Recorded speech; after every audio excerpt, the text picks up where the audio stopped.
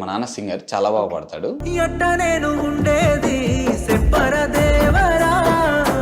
Writer Chandrabose గారిది మాది ఒకటే విలేజ్.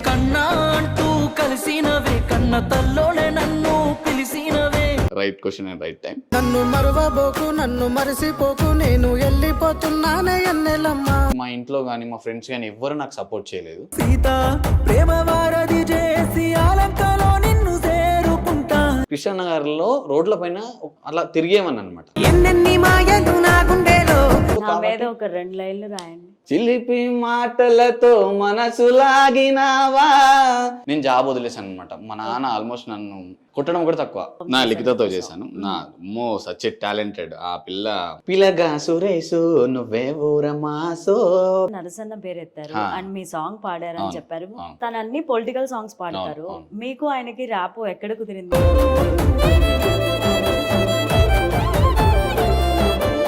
నేను నా లైఫ్ ను ప్రేమించడానికి టైం సరిపోవట్లేదు. ఇంకా అవతలను ప్రేమించేంత సీన్ ఏం లేదు ఇక్కడ.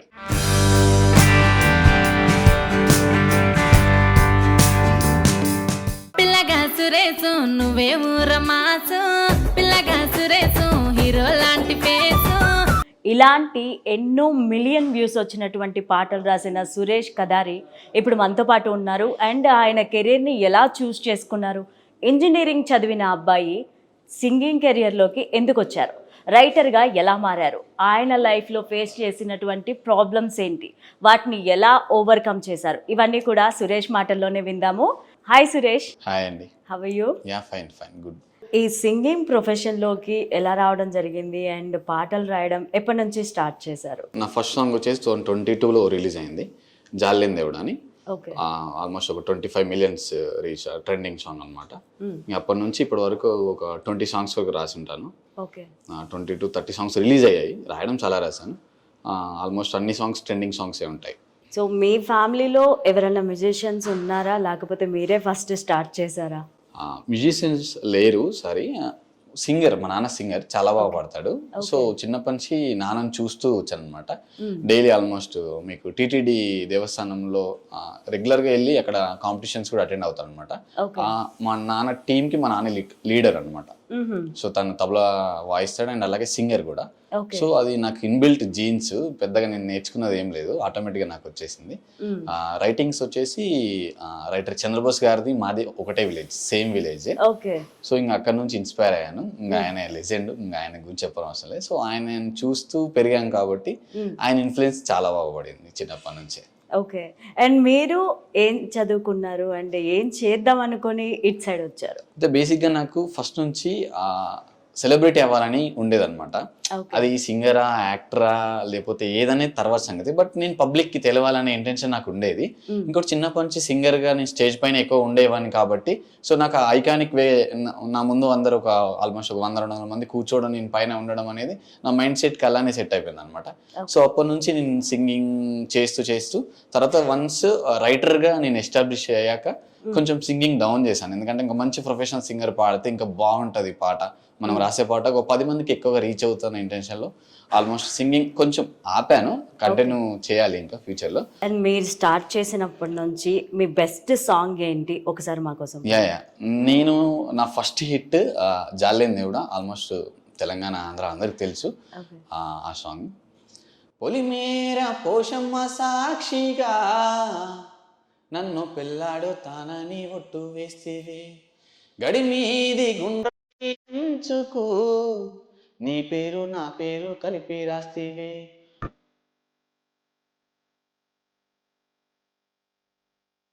మనసంత మురిసేటట్టు మన జంట ఉందని చెప్పినవే, మీ అమ్మ నాన్నతోని మాట్లాడి ఒప్పిస్తానంటివే, సూర్యుడు ఒడిసేలుగా ఉరికొయ్యకేలాడుతుంటివే,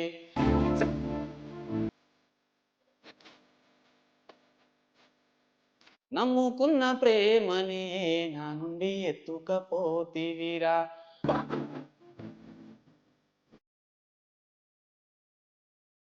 ఒంటరిని చేసి నన్నే నా ప్రేమ తీసుకపోతివిరా,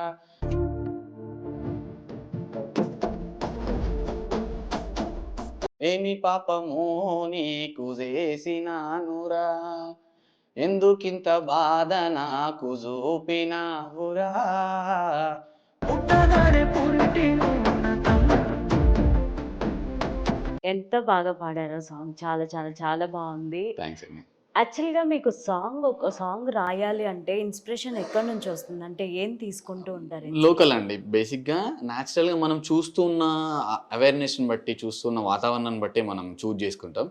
డిపెండ్స్. ఇప్పుడు మనం ఒక మనిషిని చూసినప్పుడు అతను ఆనందంగా ఉంటేనేమో హ్యాపీ పాట వస్తుంది. అతను మన చుట్టూ ఉన్న అట్మాస్ఫియర్ ఒక హ్యాపీగా ఉంటే హ్యాపీ పాట వస్తుంది. సాడ్గా ఉన్నాడు అనుకోండి, తను బాధపడుతున్నాడు, తన సిచ్యువేషన్ ఏంటి అనేది మనకు అర్థమైపోతుంది. అండ్ అలాగే మనం తిరుగుతున్న ఫ్రెండ్స్ కావచ్చు, సర్కిల్ కావచ్చు, ఫ్యామిలీ అవ్వచ్చు, ఇవన్నీ ఒక రైటర్ పైన ఆల్మోస్ట్ ఇన్స్పైర్ చేయడానికి ఈజీగా ఉంటుంది అనమాట. ఏ సాంగ్ అయినా మనం రాసేటప్పుడు ఒక కథ, ఒక చిన్నపాటి కథను ఎంచుకొని డిజైన్ చేయడానికి వీలుగా ఉంటుంది. ఆ కథ ఎక్కడి నుంచి అనేది మన సరౌండింగ్లో ఉండే ప్లేసెస్ని బట్టే మనకు ఆ కథ రీడ్ అవుతుంది అనమాట. ఓకే. అండ్ సురేష్ గారు, ఒక పాట రాయడానికి మీరు ఎన్ని డేస్ టైం తీసుకుంటారు? ప్రాబబ్లీ నేను ఒక 1.5 hour రాసిస్తానండి. 1.5 hour రాసిస్తారు. ఇప్పటి వరకు ఎన్ని పాటలు రాశారు? నేను ఇప్పటి వరకు ఒక 50 songs రాసుంటాను. ఓకే. ఒక 20 వరకు రిలీజ్ అయ్యాయి. ఆల్మోస్ట్ ఏ సాంగ్ అయినా అబౌట్ 10 millions ఉంటుంది. టాప్ సాంగ్స్ ఒక 10 to 15 songs వరకు అబౌట్ 10 millions ఉంటాయి. ఇంకా డిపెండ్స్ ఆన్ కొంచెం ఆ మ్యూజిక్ స్ట్రెంత్, లేకపోతే వాయిస్ స్ట్రెంత్, సంథింగ్ ఏదైనా ఆ జనాలకి ఆ టైంకి కనెక్ట్ అవ్వలేదు అనుకోండి, అప్పుడు 2 million 3 million, minimum above 1 million అయితే నా సాంగ్, ప్రతి సాంగ్ అబౌవ్ 1 million ఉంటుంది. అండ్ మీరు రాసిన పాటల్లో ప్రతిదీ మీకు ఇష్టమే. అవును, అవును. సో అందులో ది బెస్ట్ ఇచ్చాను అంటే ఏ సాంగ్ చెప్తారు? ఒక అమ్మాయి ఒక అబ్బాయి బాగా ప్రేమించుకొని ఆ అమ్మాయి ఆ అబ్బాయిని వదిలేసి వెళ్ళిపోతే ఆ అబ్బాయి ఆ అమ్మాయిని చూస్తూ ఎంతగా ఇబ్బంది పడుతుంది అనేది సాంగ్లో ఉంటుంది అనమాట. ఆల్మోస్ట్ నా కెరీర్లో ఉన్న ద బిగ్గెస్ట్ హిట్ ఇది.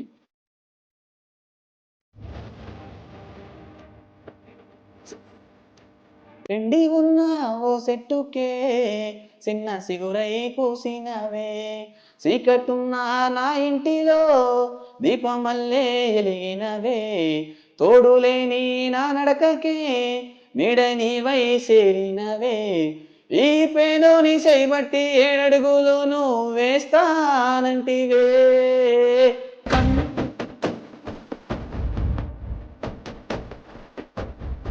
నాని అంటూ నడిసినవే, నన్ను నట్టేట ముంచి పోయినవే, కన్నా అంటూ కలిసినవే, కన్న తల్లోలే నన్ను పిలిచినవే.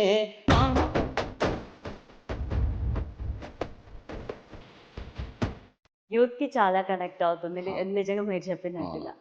సో మీ పర్ఫార్మెన్స్ లో ది బెస్ట్ అనిపించిన సాంగ్ ఏది?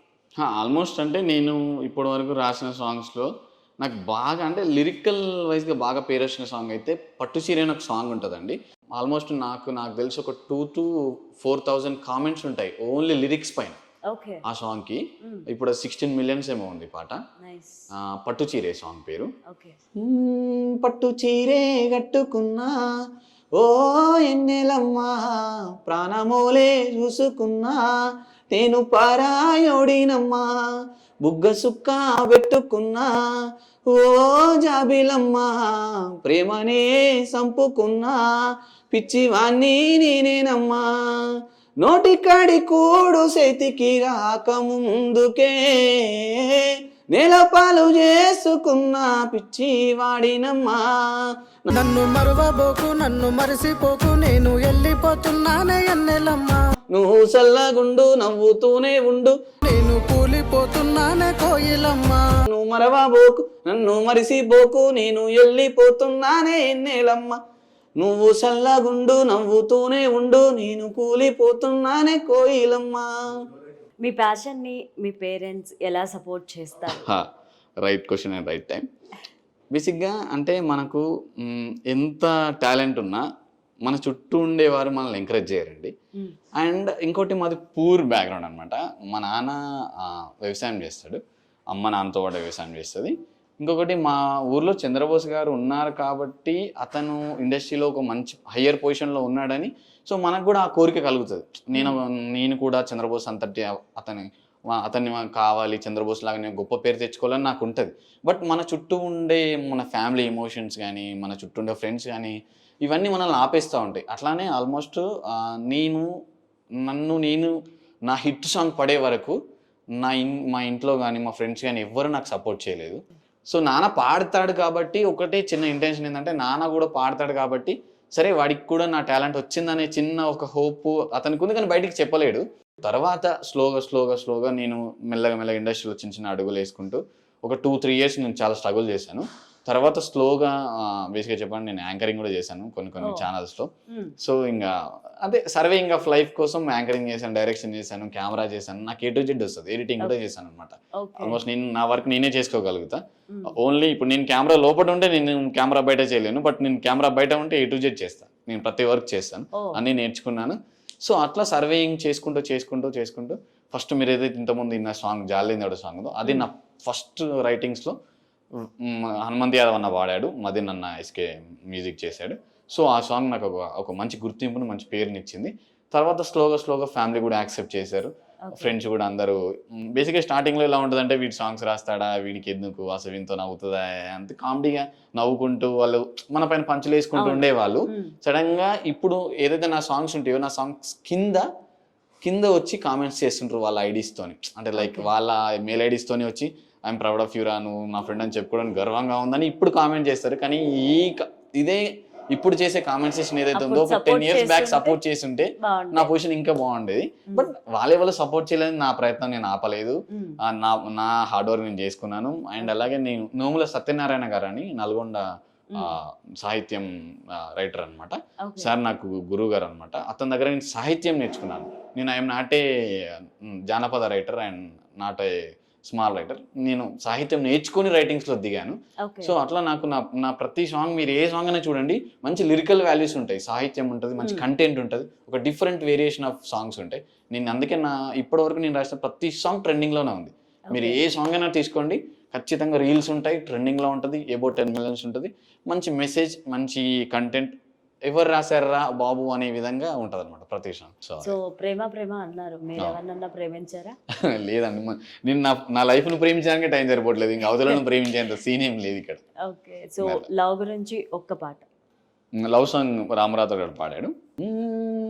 తొలకారిసిన కల్లె కురిసిందే వాన, నీ నిన్ను చూశాక లోన, నింగిలో మెరుపల్లె మెరిసిందేమైనా, నువ్వు సెంతనుంటే గుండెలోన, గాలిలో ఈదుతున్నా నేను మబ్బుల్లో ఆడుతున్నా, నీటిలో తేలుతున్నా నేను రాగాలై పాడుతున్నా, ఏలో ఏలో ఎన్నెన్ని మాయలు నా గుండెలో, ఏలో ఎన్నియలో నీ వల్లనే పిల్ల ఈ వింతలో, ఏలో ఎన్నియలో ఎన్నెన్ని మాయలు నా గుండెలో, ఏలో ఎన్నియలో నీ వల్లనే పిల్ల ఈ వింతలో. సో మీ లైఫ్లో మీరు ఎదుర్కొన్న ఛాలెంజెస్ ఏంటి అండ్ వాటిని ఎలా ఓవర్కమ్ చేశారు? చాలా ఛాలెంజెస్ ఉన్నాయండి. బేసిక్గా నేను బీటెక్ చేశాను. నేను నా డిప్లొమా తర్వాత బీటెక్. డిప్లొమా 80% ఉంది నాకు. డిప్లొమాతో నాకు ప్లేస్మెంట్ వచ్చింది, ఎలాంటి సైబర్డోస్లో జాబ్ చేస్తూ నేను బీటెక్ చేశాను అనమాట. సో ఇప్పుడు మెయిన్ ఇక్కడికి హైదరాబాద్ రావడానికి రీజన్ ఏంటంటే cinema field. So cinema field అనేది నాకు ఎవ్వరు పరిచయం లేదు. సో నాకు ఒకటే కళ ఉంది, నేను సినిమా ఫీల్డ్కి వెళ్ళాలి అనే ఇంటెన్షన్ ఒక కళ ఉంది. బట్ నాకు ఇక్కడ ఎవరు పరిచయం లేదు. ఒక కృష్ణానగర్లో సినిమాలు చేస్తారు, సినిమా ఫీల్డ్ అనేది ఒకటి ఉంటుందని మట్టుకు నాకు అది కృష్ణానగరే ఆ సాంగ్ ఉంది కదా, సో దాని ద్వారా తెలుసు అంతే. సో నాకు ఎవరు పరిచయం లేదు. నేను కృష్ణానగర్ 2015 నేను జాబ్ చేసుకుంటూ బీటెక్ చేసుకుంటూ కృష్ణానగర్లో రోడ్ల పైన అట్లా తిరిగేమని అనమాట. అట్లా చిన్నగా టీ షాప్ కాడ ఒకరిని పరిచయం చేసుకొని తర్వాత వాళ్ళ నుంచి మెల్లమెల్లగా సినిమా వాతావరణంలోకి వెళ్ళడానికి నాకు ఒక 2-3 months పట్టింది. తర్వాత సో నేను అప్పటి వరకు ఇట్లా ట్రెండింగ్ రైటర్ ఏం కాదు. సో నా చేతిలో ఒక బుక్ ఉండేది, ఆ బుక్లో పాటలు ఉండేది. సో ఆ పాటలు పట్టుకొని నేను మెల్లమెల్లగా చిన్నగా పరిచయం, ఇప్పుడు మీరు ఎలా పరిచయం, సో అలా పరిచయాలతో నేను సాంగ్స్ రాస్తానని వినిపించేవాడిని. సో వినిపించినప్పుడు వాళ్ళు సరేలే అని వాళ్ళు అనేవాళ్ళు, ఏదైనా ఉంటే చెప్తాం అనేవాళ్ళు. సో అట్లా ఒక 2-3 months తిరిగాను నేను ఆల్మోస్ట్ బీటెక్ చేశాను, నేను చదువుకున్నాను, నేను వెల్ ఎడ్యుకేటెడ్ అయినా నేను సినిమా ప్యాషన్ కోసం కృష్ణానగర్లో రోడ్ల పైన తిరిగాను అనమాట. ఎందుకంటే ఆ టైంలో 2015 ఆ టైంలో ఈ సోషల్ మీడియా లేదు, ఇవేవీ లేవు, ఓన్లీ తిరగడమే. మనం ఒక ఆఫీస్ చుట్టూ వెళ్తే తప్ప మనకు ఆఫర్ లేదు, సో మనకి ఏమైనా పరిచయం ఉంటే తప్ప మనకి ఎంట్రీ లేదు. సో అలాంటి సమయంలో నేను అలా తిరుగుతూ చిన్న చిన్నగా డేవిడ్ అన్న అని ఒక అతను నాకు పరిచయం అనమాట. అతను మ్యూజిషియన్ అనమాట. ఓకే. సో అతను పరిచయం అయ్యాడు. అతను పరిచయం తర్వాత నేను మనోడి దగ్గరికి వెళ్ళి అన్న ఇట్లా సాంగ్స్ రాస్తాను, కానీ ఏం రాస్తాను అంటే లవ్ సాంగ్స్ రాస్తా అంటే లవ్ సాంగ్ ఇవ్వడం. నా దగ్గర బంచ్ ఆఫ్ సాంగ్స్ ఉండేది అనమాట. నేను రాయడం ఏంటి, నాకు ఏం పని ఉండదు, నేను ఖాళీ కూర్చొని రాస్తాను అంతే. ఓకే. సో నేను ఇప్పుడు మీరు నాతో మాట్లాడుతున్నారా, నేను ఇప్పుడు ఇక్కడ సాంగ్ రాసేస్తాను. సో అంత కంఫర్ట్గా అంత ఈజీగా ఉంటుంది, అంటే నాకు ఇష్టం ఇది. సో నా మీద ఒక 2 లైన్లు రాయండి. పువ్వులా నవ్వులా పుత్తడి బొమ్మనువా, కటుక కళ్ళతో గుండెనే దోచినవా, చిలిపి మాటలతో మనసు లాగినావా, చిలిపి మాటలతో మనసు లాగినావా, పాటే పాడమని నన్నే అడిగావా, తనన తనన తనన. Wow, thank you so much. అప్పుడు ఎంటర్ అవ్వడమే నాకు సినిమా ఫీల్డ్ ప్యాషన్ అదంతా నా మైండ్లోకి ఎక్కేసి నేను జాబ్ వదిలేసాను అనమాట. మా నాన్న ఆల్మోస్ట్ నన్ను అంటే కొట్టడం కూడా తక్కువ, ఘోరంగా తిట్టాడు. ఎందుకు మంచి జాబ్ శాలరీ వస్తుంది అవన్నీ వదిలేసి నువ్వు ఎందుకు చేస్తున్నావు అని తిట్టారు. ఇంకా ఆల్మోస్ట్ ఒక 2-3 months మేము కొంచెం మా ఇద్దరి మధ్యలో ఆ బాండ్ ఏదైతే ఉందో అది కొంచెం డిస్టర్బెన్స్ అయిపోయింది. తర్వాత అయితే నేను మా నాన్న ఒకటే అన్నాను అనమాట, నువ్వెందుకు పాడుతున్నావు అని అన్నాను. మా నాన్న సింగర్ చిన్నప్పటి నుంచి పాడతాడు. మా నాన్న ఇప్పటికీ డైలీ పాడతాడు. అసలు ఎవ్రీ వీక్ పెద్ద భజన ఉంటుంది వాళ్ళ, ఇప్పుడు మా ఊర్లో పెద్ద భజన ఉంటుంది. సో ఆయన ఇంకా ఆయనకి పాడడం తప్ప ఇంకోటి రాదు. సో అలాంటి అతని కొడుకునై ఉండి నేను పాటలు పాడకపోతే రాకపోతే నాకు పెద్ద అవమానం కింద నేను తీసుకొని, సో నువ్వెందుకు పాడుతున్నావు అని నేను అన్నాను. ఆ ఒక్క మాటతో మా నాన్న ఇప్పటికీ నన్ను ఏమనలేదు ఇప్పటి వరకు. సో మా నాన్నకి అది ఇష్టం కాబట్టి, నేను అతని కొడుకు అయ్యిండి నేను పాటలను ఇష్టపడకపోతే బాగోదు అనే ఇంటెన్షన్లో నాకు అది వచ్చేసింది ఆటోమేటిక్గా ఇన్బిల్ట్ అయ్యి జీన్స్లో.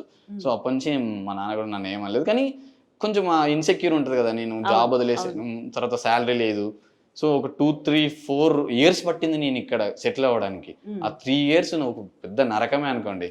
సో మీకు ఇష్టం, మీ పేరెంట్స్కి ఇష్టమైన కెరియర్ని వదిలేశారు, మీకు ఇష్టమైన కెరియర్లో ఉన్నారు. అండ్ ఇప్పుడు ఇన్కమ్ సాటిస్ఫైడ్గా ఉందా? అండ్ దీంట్లో మీరు అనుకున్న గోల్ని రీచ్ అయ్యారు? I'm very satisfied. నేను బేసిక్గా నా ఇన్స్టా బయో చూసారో లేదో, నా ఇన్స్టా బయో మిలియన్ లిరిసిస్ట్ అని ఉంటుంది. సో నేను మిలియన్స్ మైల్ స్టోన్ ఎప్పుడో దాటేసాను. సో అంటే బేసిక్గా కోట్ల మంది ఆదరణ మనం పొందినప్పుడు మనకు ఒక బ్లడీ సాటిస్ఫాక్షన్ ఒకటి ఉంటుంది. అంటే నేను ఇన్ని రోజులు రోడ్లపైన తిరిగి, ఇన్ని రోజులు నేను కష్టపడి హార్డ్ వర్క్ చేసి తర్వాత నా సాంగ్ని కొన్ని వేల మంది, కొన్ని కోట్ల మంది ఆదరిస్తున్నారని నాకు తెలుసు. అప్ టు ఒక సాంగ్ కాదు, నేను రాసిన ప్రతి సాంగ్ని ఆదరిస్తారు, అది నాకు చాలా సాటిస్ఫాక్షన్ ఇస్తుంది. పిల్లగా సురేష్ సాంగ్ ఎప్పుడు రాశారు, ఎలా వచ్చింది అది థాట్ మీ మీద? అయితే బేసిక్గా ఇప్పుడు ఆ సాంగ్ నా రైటింగ్స్కి తగ్గ సాంగ్ అదన్నమాట. బేసిక్ నా రైటింగ్స్లో ఒక వేరే ఫ్లో ఉంటుంది. సడన్గా ఇప్పుడు అంతా ఫోక్ నడుస్తుందండి. సో ఫోక్ నడుస్తుందని, సో ఆ సిచ్యువేషన్లో ఇప్పుడు ఎవరో పేరు పెట్టి రాయడం ఎందుకు, సో మనకు ఒక ఓన్ పేరు ఉంది. సో ఆ పేరుని కొంచెం హైలైట్ చేద్దామని, పిలగా సురేసు నువ్వే ఊరమాసో, పిలగా సురేసు హీరో లాంటి ఫేసు, పిలగా సురేసు నీలో ఉంది జోసు, పిలగా సురేసు నువ్వే మస్తు క్లాసు. సో మీ గురించి మీరే రాసుకున్నారు. మన గురించి మనకు తెలుసు కాబట్టి ఆటోమేటిక్గా సింపుల్గా వచ్చేస్తాను. లిఖితతో చేశాను. సచ్ ఏ టాలెంటెడ్ ఆ పిల్ల, చాలా చిన్న పిల్ల. అలాంటి వాళ్ళు రావాలి ఇండస్ట్రీకి, అలాంటి వాళ్ళు రావాలి, నెంబర్ ఆఫ్ సాంగ్స్ చేయాలి, ఎక్కువగా ఎక్స్పోజ్ అవ్వాలి. వాళ్ళ అంటే అలా టాలెంట్ ఉన్న వాళ్ళకి మంచి లైఫ్ ఉంటుంది. సో ఒక వే దొరకాలి అంతే. వన్స్ వే సెట్ అయిపోయింది అనుకోండి, తర్వాత ఎవరు ఆపలేరు. ఏం చేసినా, ఎన్ని చేసినా, ఎంత ట్రోల్స్ చేసినా, ఎవరు ఏమనుకున్నా వాళ్ళు అచీవ్ అయ్యేది వాళ్ళు అవుతారు. వాళ్ళకి టాలెంట్ ఉంది, వాళ్ళు వెళ్తారు. అండ్ సురేష్ గారు ఇందాక నరసన్న పేరు ఎత్తారు అండ్ మీ సాంగ్ పాడారని చెప్పారు, అండ్ అప్కమింగ్ సాంగ్ కూడా పాడుతున్నారని చెప్పారు. సో తను అన్ని పొలిటికల్ సాంగ్స్ పాడతారు, మీకు ఆయనకి ర్యాప్ ఎక్కడ కుదిరింది, ఎలా? అయితే బేసిక్గా నరసన్న అనే అన్న నాకు కళ్యాణ్కి స్టూడియోస్లో పరిచయం అనమాట. ఇప్పటి వరకు నేను ఆల్మోస్ట్ 2-3 years నుంచి పరిచయం. అన్న నాకు చాలా క్లోజ్. అన్న నేను ఆల్మోస్ట్ నేను ఇంతవరకు ఒక్క సాంగ్ కూడా వర్క్ చేయలేదు, బట్ అన్న అంటే నాకు బాగా ఇష్టం. అన్న గొంతు అంటే చాలా ఇష్టం నాకు. నేను సినిమా ఫీల్డే చెప్తాను, not only folk field, not only ఒక వాయిస్, ఒక అడ్మైర్ చేసే వాయిస్ ఒకటి ఉందంటే అది నరసన్నది. అలాంటి వాయిస్ లేదు అసలు. అన్న ఒక్కసారి అట్లా గలం ఎత్తాడంటే ఫ్లాట్ అయిపోవాల్సింది ఎవరైనా. సో నాకు అది చాలా ఇష్టం అనమాట. అట్లా నాకు కళ్యాణ్కి స్టూడియోస్లో బాగా పరిచయం. అక్కడ నుంచి ఇప్పుడు ప్రజెంట్ ఒక మంచి మెసేజ్ ఇచ్చే సాంగ్ అయితే మేము చేయబోతున్నాం ఖచ్చితంగా. We want hunt that. So మీకు బెస్ట్ కాంప్లిమెంట్స్, అసలు మర్చిపోలేని కాంప్లిమెంట్స్ వచ్చిన సాంగ్ ఏంటి? ఒక్కసారి మా కోసం పాడండి. ఓకే. బేసిక్గా నేను చాలా సాంగ్స్ ఇప్పటి వరకు 15 సాంగ్స్ రాశాను. ఆల్మోస్ట్ అంటే రిలీజ్ అయిన సాంగ్స్ అన్నీ అబౌట్ 10 మిలియన్ సాంగ్స్ 10-15 ఉన్నా. నేను నా రైటింగ్స్లో నాకు పర్సనల్గా బాగా ఇష్టమైన సాంగ్ ఏంటంటే లంకలోని సీత అనేది సాంగ్ ఒకటి ఉంటుందండి. ఆ సాంగ్ చాలా ఇష్టం. లంకలోని సీతలా రాముని కోసమే రంది పెట్టుకున్నావా సిన్ని జాబిలమ్మా, రాజ్యమే లేని పేదోడి ఇంటికే రానివే అవ్వాలన్నా ఆశేలనమ్మా, వారధిని గట్టాలేను అలినే గొట్టాలేను, వాయుపుత్రుడే లేని ఒంటరి పచ్చినమ్మా, విల్లు ఎక్కువ పెట్టాలేను వీరుడల్లే పోరాడలేను, పూరి గుడిసెలుండేవో పేదింటి వాడినమ్మా. సీత ప్రేమ వారధి చేసి ఆలంకలో నిన్ను చేరుకుంటా, రాత రాసే దేవుని మీద ఒట్టు నిన్ను కాపాడుకుంటా, లంకలోని సీతలా రాముని కోసమే రంది పెట్టుకున్నావా సిన్ని జాబిలమ్మా. చాలా ఫీల్ ఉంది సాంగ్. అవునవును. ఒక పూరి గుడిసెలు ఉండే ఒక పేదవాడిని లవ్ చేస్తే అది నచ్చని రామనాసురుడు లాంటి వాళ్ళ తండ్రి ఆ అమ్మాయిని బంధిస్తే అప్పుడు ఈ పేదింటి రాముడు ఏం చేస్తాడు అనేది ఈ పాటలో ఉంటుంది అనమాట.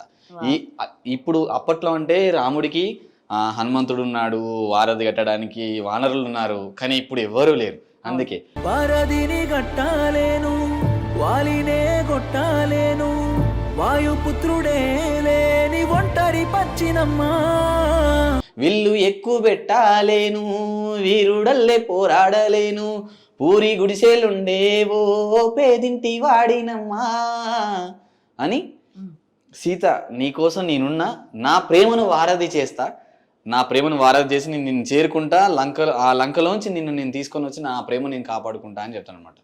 సీత ప్రేమ వారధి చేసి ఆలంకలో నిన్ను చేరుకుంటా, రాత రాసే దేవుని మీద ఒట్టు నిన్ను కాపాడుకుంటా. సో చాలా బాగుంటుంది. లిరికల్గా అసలు నాకు చాలా ఫోన్స్ వచ్చినాయి అనమాట. సో ప్రస్తుతం ఏ న్యూ ప్రాజెక్ట్స్ చేస్తున్నారు మీరు? మీకు అంటే నేను ఈ ఛానల్ ద్వారా చెప్పదలుచుకుంది ఏంటంటే, రీసెంట్గా ఒక సాంగ్ చేసామండి. ఇప్పటి వరకు ఇండియాలో ఎవరు చేయని సాహసం ఏం చేసాము. అది 7 లాంగ్వేజ్లో రిలీజ్ అయింది.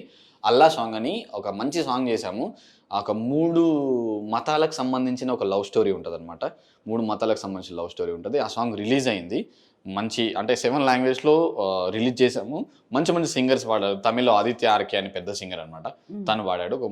ఒక బ్యూటిఫుల్ కంటెంట్ సాయి చౌదరి అన్న చేశాడు అనమాట. డైరెక్షన్ కమ్ ప్రొడక్షన్ చేశాడు. అండ్ ఇప్పుడు ఇన్స్టాగ్రామ్ లో ట్రెండింగ్ లో ఉన్న సాంగ్ ఏదైనా ఒకటి పాడతారా? ప్రజెంట్ రైట్ నో పిల్లగా సురేష్ ఉంది, ఇప్పుడు అలాంటి పాడాను. ఇంకోటి కూడా నా సాంగ్ ఫోక్ సాంగ్ ఉంటుంది అనమాట. అది ఎలా అంటే ఒక వైఫ్ తన భర్తను తనకి ఇష్టమైన అన్ని కావాలని అడుగుతూ వాళ్ళిద్దరి మధ్యలో ఉండే మంచి క్యూట్ కన్వర్సేషన్ అనమాట. గాజులు దిమ్మంటిని పెనిమిటి, సీరెలు దిమ్మంటిని పెనిమిటి, కమ్మలు దెమ్మంటిని పెనిమిటి, కాసులు దెమ్మంటిని పెనిమిటి, కోరింది తీసుకొస్తే అడిగింది ఇత్తనని సింగారించుకొని సిద్ధమై ఉంటిని, గాజులు దిమ్మంటిని పెనిమిటి, సీరెలు దిమ్మంటిని పెనిమిటి, కమ్మలు దెమ్మంటిని పెనిమిటి, కాసులు దెమ్మంటిని పెనిమిటి. చాలా బాగుంటది సాంగ్. సో మీ సాంగ్స్ అన్ని ఆల్మోస్ట్ ఇన్స్టాగ్రామ్ లో అన్ని ట్రెండింగ్ లో, ప్రతి సాంగ్ ట్రెండింగ్ లో. స్టిల్ నౌ 3 సాంగ్స్ ఉన్నాయి trending. Okay, so one more song. తారే రారే రారేరో తారే రారే రారేరో తారే రారే రారే రారే రారే రారే రారో, నింగి కన్నీరైనది నెల బగ్గుమన్నది, చెట్టు విరుగుతున్నది శను ఆడుతున్నది, సిలక గోరింకలే సావు బాట పట్టుతున్నవి, మదము కత్తి దూసుకొచ్చి ప్రేమ సంపుతున్నది, అల్లా నువ్వే లేవా నువ్వు ఉంటే రాలేవా, అల్లా నువ్వే లేవా ఈ ప్రేమి కాపాడలేవా, అల్లా నువ్వే లేవా నువ్వు ఉంటే రాలేవా, అల్లా నువ్వే లేవా ఈ ప్రేమే కాపాడలేవా. పేరెండే సాంగ్ అనమాట ఇదే. సో పాన్ ఇండియా లెవెల్లో మూవీసే రిలీజ్ అవుతున్నాయి అండ్ ఇప్పుడు పాన్ ఇండియా లెవెల్లో 7 భాషల్లో మీ సాంగ్ అనేది రిలీజ్ అవుతుంది. చాలా మంచి విషయం. All the very best Suresh. Thank you అండి, థ్యాంక్ యూ సో మచ్. చూశారు కదా సురేష్ కెరీర్ని ఎక్కడి నుంచి స్టార్ట్ చేశాడు, ఇప్పుడు ఎక్కడ ఉన్నాడు. చాలా ఇన్స్పైరింగ్గా ఉంది తన ఇంటర్వ్యూ అంతా కూడా. Thank you for watching. Keep watching HM TV.